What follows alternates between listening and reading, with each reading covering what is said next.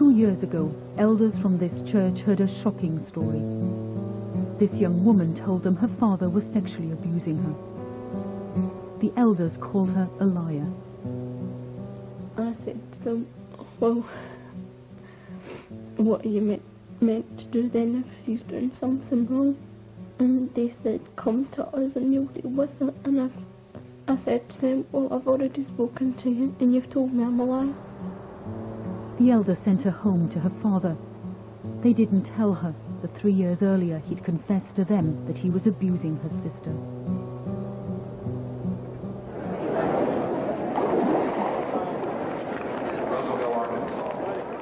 Tulsa, Oklahoma, and a gathering of the church that let this happen. Over 6,000 Jehovah's Witnesses are in town for their district convention. Panorama is here too. We're looking for answers from the leaders of an organization that's under fire, facing mounting allegations that it's shielding abusers, silencing victims, and putting children at risk. It's a worldwide problem that is of epidemic proportions within the organization, and no one knows about it unless your child was molested.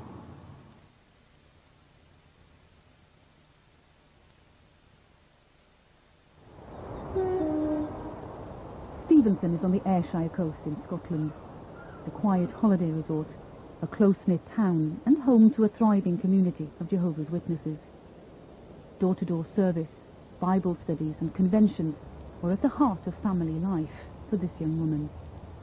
But now she's left the church which she says betrayed her. She doesn't want to be recognized.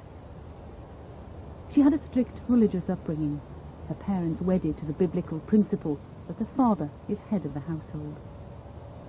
We'd pray together kind of thing. I mean, we'd pray before meals and we'd pray before going to bed and ask God for help and ask God for forgiveness for anything we've done wrong that day. He was very strict. I was scared of my dad for years. I was really frightened of him. She and her sister spent hours playing alone. Their father taught them that outside influences were bad. He prohibited friendships outside the church. But from the age of 11, her make-believe games hid a painful truth. Her father had started to abuse her. I was in my bed one night and that's when my dad came through and started touching me and feeling me. I just lay there hoping it would go away. Witness statement at Salcoot's police office. Over the years since I was 11 until I was 15, my dad had done things to me that he shouldn't have done, like rub my breasts, finger me and try to have sex with me. I remember when we were in Perth, we were staying in a tent. He started to touch me and he made me touch him and he made me put his penis in my mouth and things like that. Were you scared? Terrified. There was one time my dad had told me if I'd ever told anyone about this, he would rip me apart. For years she kept quiet. But one Sunday, after a meeting at the Kingdom Hall, she asked to see church elders. She needed their help. We just told them everything that happened. Did they tell you that this was serious, that you should go to the police, that they would go to the police for you? No, they didn't tell me anything like that. They didn't make any mention of the police. They said they'd deal with it? Mm-hmm. After that, they'd called my father in. And they had a very, very long chat with him. And then eventually he came out and we went home and that was the end of it. When confronted, Ian Cousins confessed he was abusing his daughter. He said he was sorry, so the elder sent him home with her. The abuse continued. Cousins was reproved or admonished publicly by the elders, but church policy meant that no one was told why, not even his younger daughter. It was announced on the platform that Ian Cousins been reproved. And after that, I went to one of the elders and asked, well, why has he been reproved? And he said it's because of something he did wrong, but he wouldn't tell me what it was. Even when her sister moved out, sick of the abuse, Alison still didn't know why. She missed her sister and was lonely. With one daughter gone, Ian Cousins turned on the other. It all began with an innocent goodnight kiss. I gave him a kiss, like a peck in the lips, and then I tried to get up to walk away, and he pulled me down and he forced his tongue through my teeth, my clenched teeth, and he tried to put the blame on me and said, "Do you really think you should be doing that?" He blamed you. Mm-hmm. It wasn't long before the abuse got worse. One day her father was accused of assaulting one of Alison's friends. She had to do something, but had nowhere to turn, nowhere except the Kingdom Hall. She asked to see a church elder. I told him everything that had happened and what my dad had done to me, and he said that he didn't believe me at all, and he said that I was a liar and that my dad would never do such a thing, and that my dad was such a nice man. Like her sister, she was sent home. Her father, the nice man, was free to continue abusing her. So she gave the elders an ultimatum. Either they did something, or she'd go to the police. They did nothing. I have told the police about my dad because I am concerned that he has contact with other young girls through the church.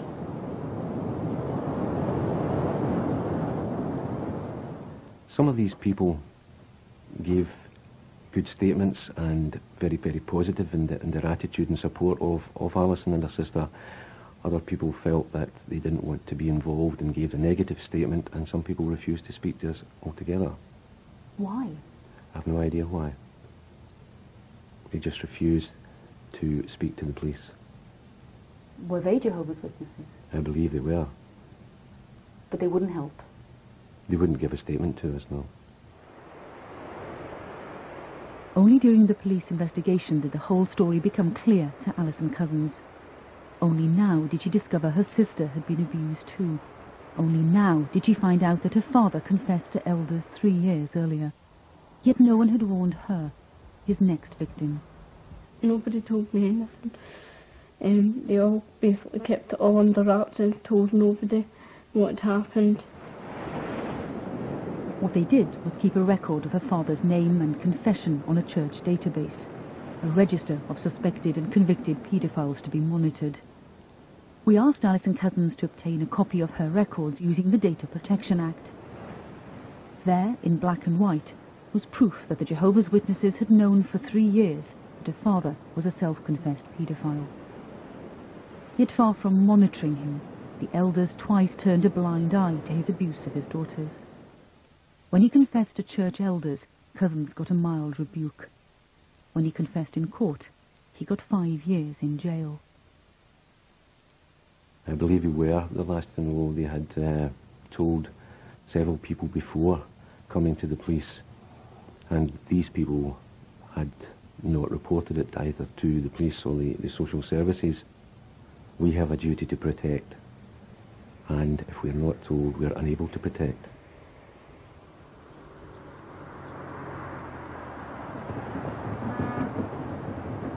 New York, the capital of big business, and a fitting home for one of the largest and richest religious organizations in the world. From here, the Jehovah's Witnesses control over 6 million members. From here, the worldwide headquarters in Brooklyn Heights, every policy, every guideline is dictated. Visitors are welcome, and one message is clear. In this organization, you adhere to God's word. Every month, 50,000 Bibles come off the press, ready to be sold worldwide. But this, too, is where they keep records of suspected and convicted paedophiles in their ranks. Bill Bowen, a lifelong member, has resigned as an elder. He says the men at the top are protecting the church, not the children. They do not want people to know that they have this problem. And by covering it up, they just hurt one person. By letting it out, then they hurt the image of the church. Elders must report abuse to the church's legal desk. Only if the law demands it must they contact the police. If it doesn't, they may be told they have a moral duty to call them, but often it seems to stop here. It seems to go no further than the church's own secret database. Every detail is written down about what happened, where it happened, when it happened, how it happened. You're saying the organization has its own sexual offenders register, if you like? That's exactly right. That it's keeping to itself and not showing others? Exactly right. These men remain anonymous to anyone outside the organization and anyone really inside the organization unless you are personally reporting the matter. So was this the policy back in Stevenson that let Ian Cousins continue to abuse his daughters? The elders have stepped down and refused to talk to us, so we asked the man sent here to sort things out. Hello, Mr. Briggs. We're from BBC Panorama, as you know. I know that. We just want to ask you a few questions about the Ian Cousins case. It's reasonable to really actually consider the brothers and sisters in the congregation that have had to undergo all this pressure. And so I would just leave it at that. That's all I have to say on the matter. The database, Mr. Briggs. Why should the Jehovah's Witnesses keep a database of men who have confessed to being paedophiles, but the police aren't told? Do you think that's reasonable behaviour, Mr. Briggs? The latest name added to the list should be that of James Barrett. 3 days ago, clutching his Bible, this elder from Rugby was convicted of indecently assaulting 2 boys and sentenced to 2 years in prison. The church was told of the allegations 5 years ago, but Barrett denied them and was allowed to remain an elder. So how many names are on the secret database? We asked the headquarters in New York. They refused to tell us. Focusing on numbers isn't meaningful, they said. After a lifetime in the church, Bill Bowen tells a different story. How many names do you suspect are on that list? 23,720. How do you know that?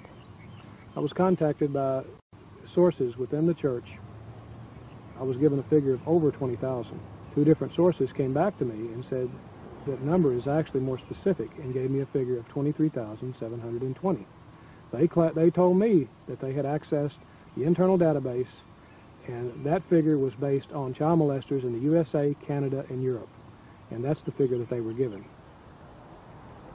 Over 20,000 names on a secret database. That's why these people say the church has to listen. With Bill Bowen, they're calling for the Jehovah's Witnesses to come clean about their record on child abuse. His campaign, Silent Lambs, has already heard from 5,000 victims. This candlelit vigil is for them. Or is what they're doing, once it's found out, causing their own members to be deeply disturbed. Heather Berry and her stepsister, Holly Brewer, have flown here from New Hampshire. The man who abused them has been jailed for a minimum of 56 years. He was Heather's father. Now Heather and Holly are breaking new ground. They're taking the Jehovah's Witnesses to court. I'm Heather from New Hampshire. I don't want to tell my story, but I've heard the word victim too many times today. And all of us are standing out here today. We're standing tall and proud and saying this happened and then it can't happen, and we're survivors. And we're fighting, and we're not victims. They're the first of those survivors to take their fight to court. They're claiming that not only did the church do nothing when they were abused, it ostracized and punished the family when they called the police. I'm very glad I came. Like I said, I would do it again, and again, and again, and as many times as it takes to get a change in the policies and things that they hide constantly. I'm really glad that the policy was talked about so much today, that it's an actual policy. It's not just a few elders that want to hide things. It comes from higher up. It's a worldwide policy. Yeah. We asked the church for an interview to discuss the claims that they're putting thousands of children at risk. They offered us instead some videotapes.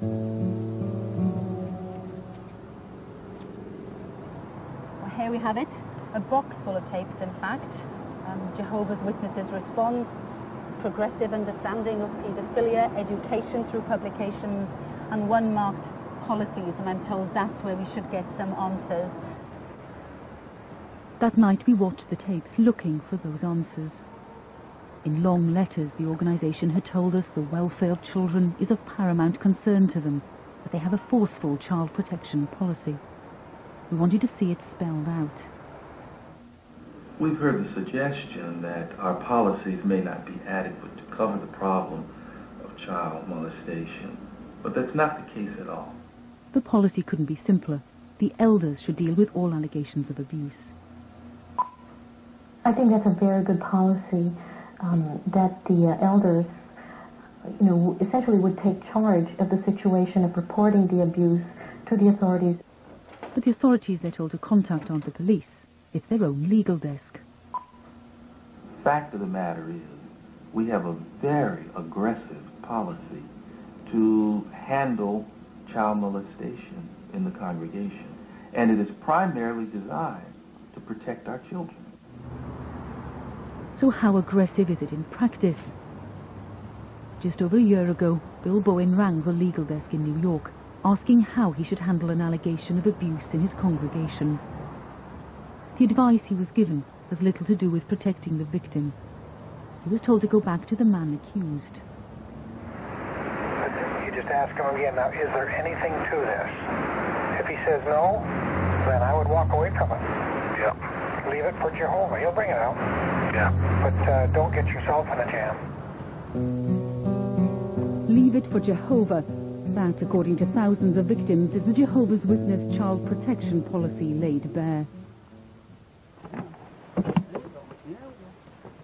No one knows more about that than Sarah Poisson.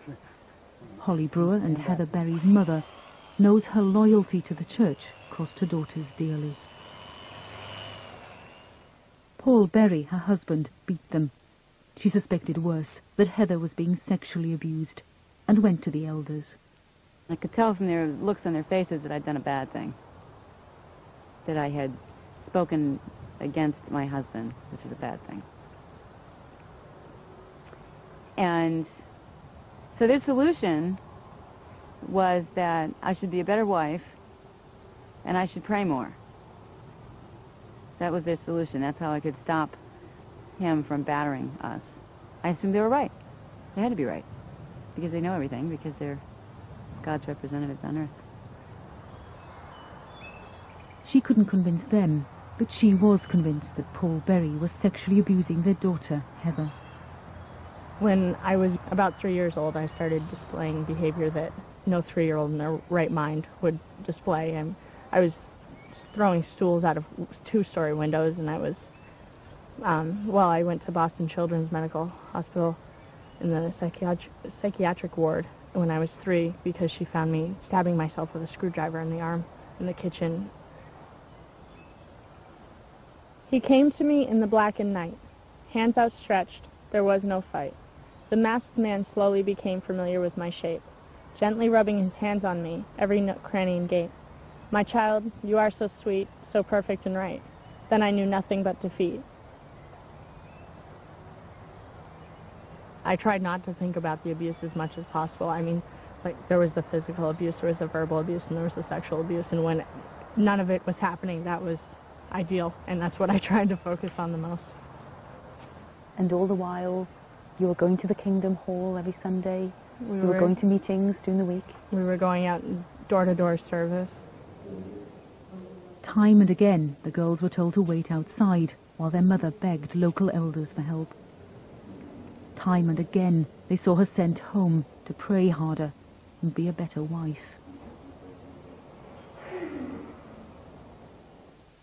Holly, too, had her own story to tell. The story she'd kept secret from her mother. A story she knew by now the elders wouldn't want to hear. Her instinct was to tell the local policeman. But after years in the church, she just couldn't. Holly would actually tell me that she was very angry about things at home. And she did, on more than several occasions, tell me that someday, Sergeant Zeller, I'm going to tell you something that happened to me.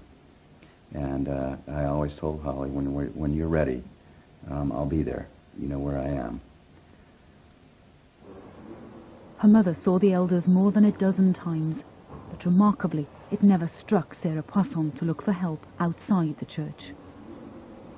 You can say that your children's lives are in danger, and in the same breath that you couldn't possibly go to the police. How can that be? Because God would not want that. It would never have occurred to me. And even if it had, I would not have done it. Because he's a man. He's a baptized male, and he's a ministerial servant, and I was a woman, and they're kids. And that's even worse than being a woman. These things need to stay in this room. I heard that many, many times. You need to pray about it more. I can show you my Bible. It's paper thin. I still have it. It's all worn out. Did a lot of praying. After you were told them that her father was sexually abusing Heather, nothing changed? No. No. Well, yeah, things changed. They got a lot worse for me. In the end, the decision was taken out of her hands. In school, bruises were noticed on her children. Social workers were told. They gave her a stark choice. Leave your husband, or we take your children. But if she left him, she knew the church would cut her dead. At that point, I had to make a decision between God and my kids. And I knew, well, at that time I knew, that if I chose my kids, I didn't have a prayer. But I didn't care anymore.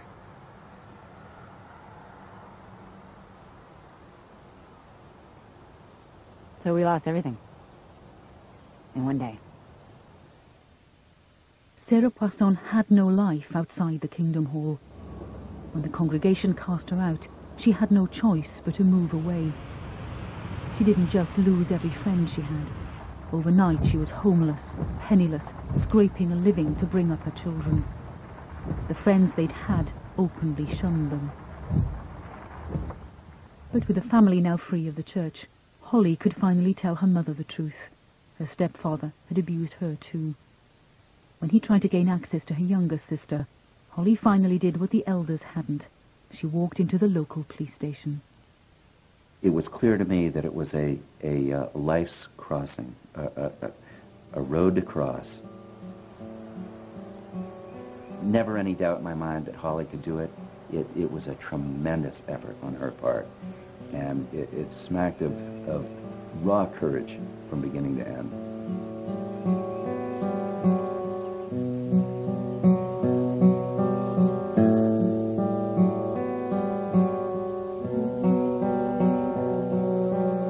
The Holly Brewer who walked into his office that day was a very changed, a very defiant young woman.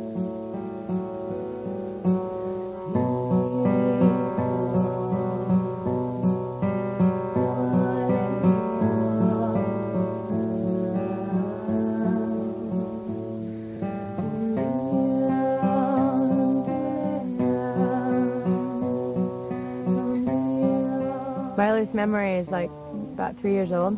My latest memory is 10 years old. And he gradually worked into being interested in me to full-blown sex, intercourse, over those years. It was a harrowing time. The police took Holly back to the house where the abuse had started. He had a room that he had found in our very, very old house that was underneath the barn that you had to crawl through a hole to get to. And once you were in there, you were isolated from the entire house and from everything. And that's where everything would go down. Would he kneel down on next to you or over you? He'd sit anywhere sit and let me do whatever I was going to do. Okay. I did. All right. And just like, and I'd say over. Uh-huh. And did he tell you what he wanted you to do? I knew after a while. Okay.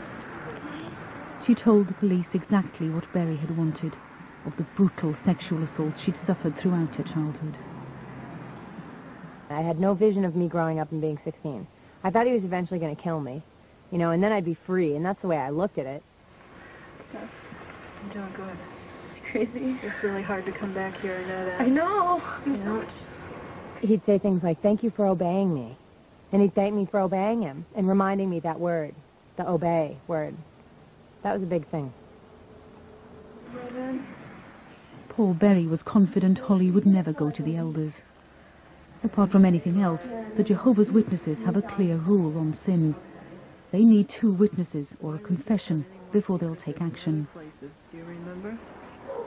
As Holly told her story, it seemed to police that this rule in a strict religious community would have let the abuse continue. All the way up to here. So this is the same sheet that was here before? All the same. All right. Sexual abuse of children is not to be tolerated, and I don't care what their reasoning was. It was faulted reasoning. They were wrong, and as far as I'm concerned, they were criminally negligent.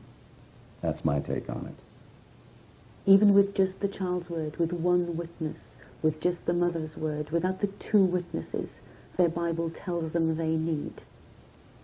Well, unfortunately, most kids don't have several witnesses observing them get raped. It's an unfortunate part of it. It took nearly 4 years for the case to come to court.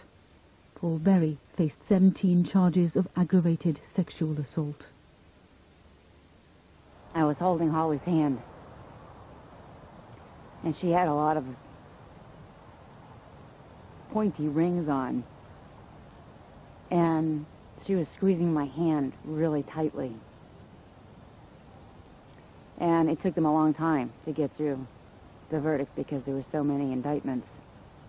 And when it was over, my hand was all blood, and I didn't even feel it.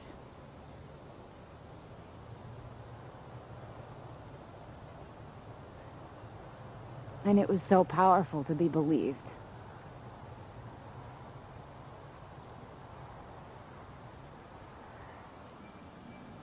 But not everyone did believe them.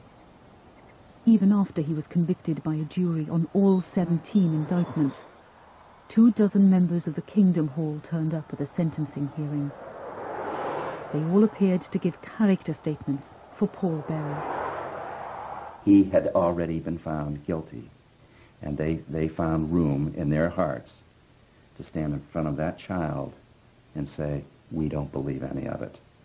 And what they were saying was they didn't believe the child, they didn't believe in the system of justice, they didn't believe the judge, they didn't believe the jury, they didn't believe anyone except themselves.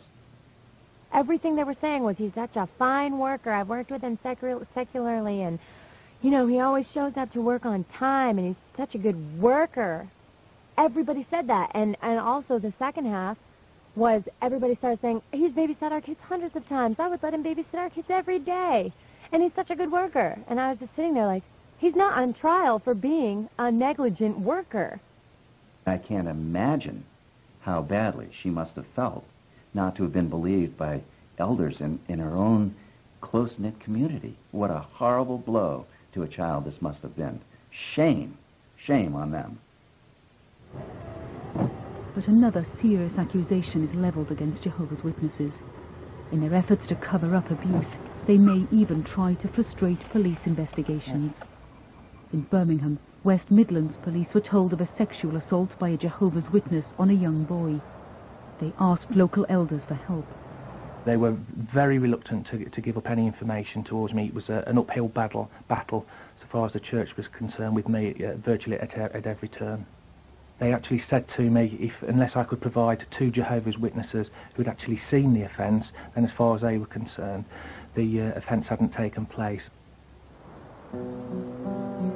The boy was Simon Brady. He was just 9 when he was abused by a member of this Kingdom Hall. He felt he could tell no one. We're taught if you go to elders, if you want to be believed or you have a complaint about someone, then there has to be more than one of you. There has to be two people. There has to be more than one witness, basically. Or, you know, what can I say? They want more than one witness, you know. After I've gone to them, you know, they want to believe me. Statement of Simon Andrew Brady, age 18. I recall that one of the brothers of the congregation, a man known to me as Jasmine Patty, began to take an interest in me. I was being 8 or 9 years old at the time. Simon Brady's parents were going through a divorce. Jaswant Patty offered to help out, take him off his mother's hands. He'd take me for drives after the meetings. He'd take me home from the congregation, you know, give me a lift home. I can remember one occasion he took me to his sister's flat while she was away on holiday. He said we'd go in and we'd check his sister's flat, and there he severely sexually abused me, basically. Like, what did he do? It's quite severe, to be honest with you. Like, it was severe. Like, you know. Even now to think of it, I don't. You know, it hurts now to talk about it, to be honest with you. And I've done that once already. Like, you know, I find it very hard to talk about that anymore. Basically, he dropped me off at home. I remember going to the bathroom and scrubbing with Dettol because I felt dirty. That's what had happened. For years he said nothing, afraid the elders wouldn't believe him. When he finally did speak out, his instinct as a 9-year-old proved right. It's not so much did they believe me, did they want to believe me, you know. They didn't want to believe me. I think they turned up at my house, you know. They weren't open-minded, and I think they'd already made their mind up even before they got to my house, you know. The police did believe him, and they tracked down a second boy who'd been abused by Patty. But what happened next caused them serious concern. An elder confronted the victim's father, calling the man's son a liar. The father complained to the police, who warned the elder to stay away from the victims' families. His excuse was that as an elder, he had every right to investigate the case for himself. It was his duty to test the evidence prior to the court case. I advised him that if that sort of behaviour continued, then if an allegation had been formally made, then I would have to investigate that particular person for offences of pervert the course of justice. And in fact, witness intimidation. The conversation did get a little bit heated towards the end, but obviously I had a duty to protect my complainants and witnesses to the case. I made sure and sent out the signal that I was prepared to protect them and take drastic steps, i.e. arresting people, if they breach that. In Birmingham, as in New Hampshire, the elders supported the accused. Even after Patty was convicted and sentenced to 5 years in jail, they didn't waver. At the next meeting in the Kingdom Hall, the elders made sure the congregation knew where they stood. There was an announcement given saying that as a body of elders, that's including every elder in Rubery, we feel as a body of elders, basically this man is innocent, we believe he's innocent, and the Bethel have informed us they will do everything in their power to help this man. I then made it my duty to actually speak to the legal services team of the Bethel in London and voice my disquiet about the lack of cooperation I'd had from start to finish from this inquiry.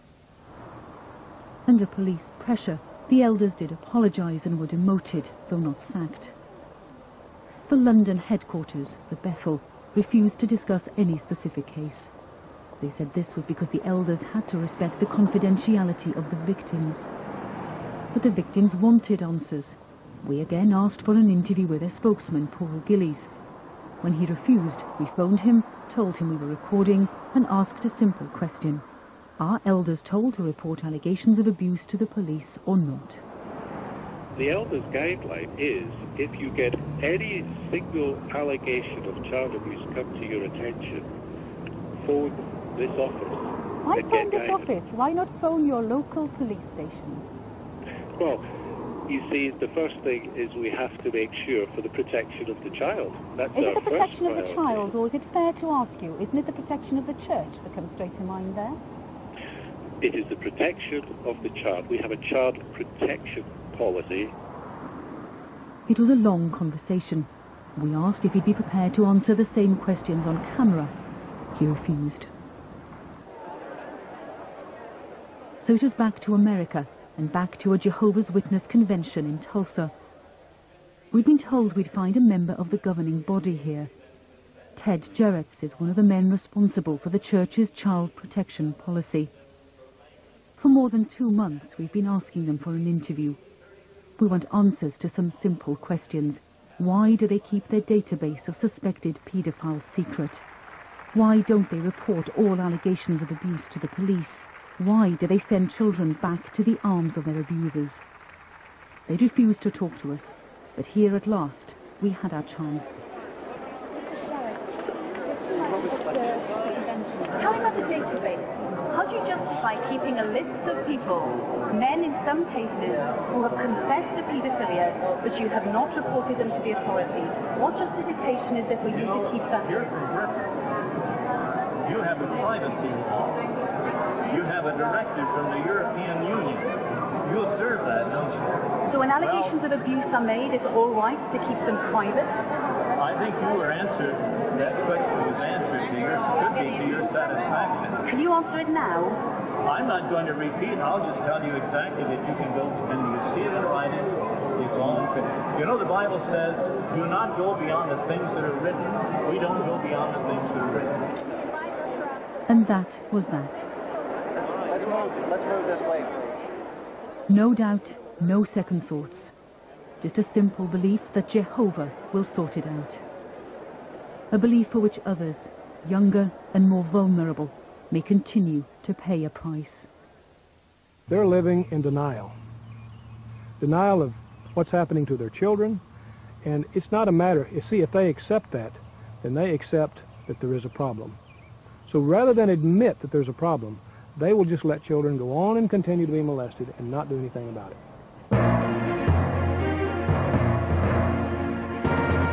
If you want to comment on this program, you can email us or join us on our website for an online discussion tomorrow at 2 p.m.